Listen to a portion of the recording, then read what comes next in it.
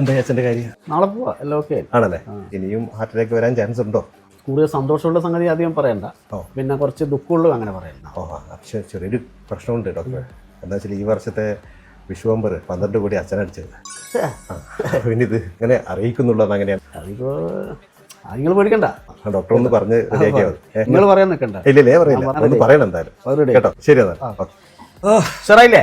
ഉഷാറന്നെ. ബില്ലെല്ലാം ഒരുപാടായിനാ ഡോക്ടറെ. ആരെല്ലാം മോൻ അടിച്ചനപ്പാ? ഓ ചെക്കൻ ഉഷാറാ. ലോട്ടറിയിൽ എടുക്കലുണ്ടാ?